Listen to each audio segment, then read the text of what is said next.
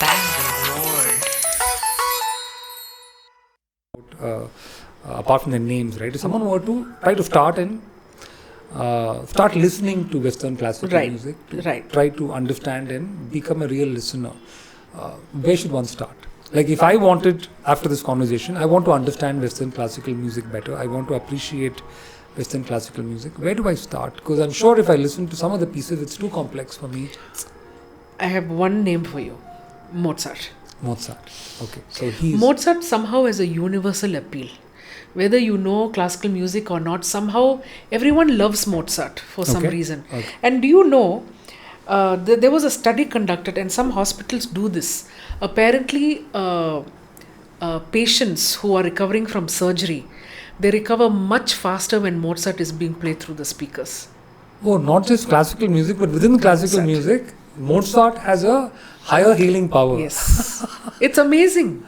What is it about his music that does it? So they don't know why, but they do know that this happens. It happens. That's incredible. You can research that and see.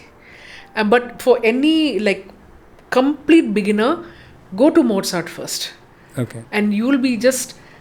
It's probably the elegance and the grace and the symmetry in his music that will get you. Right. And I think you may not understand anything else, but that symmetry of the music it's perfect. The Blue Danube is... No, Blue Danube is not by Mozart. That's by Johann Strauss. Okay. Johann Strauss, of course.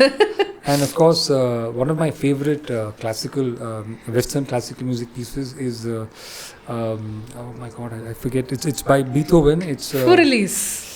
Is it Fur-Elise? It's a famous hymn. It's like hymn. Yeah. Ode to Joy. Ode to Joy. That's from the Ninth Symphony. And that was a breakthrough symphony, by the way, because you see, a symphony is basically a work for orchestra. Beethoven was probably the first person to introduce a chorus in there.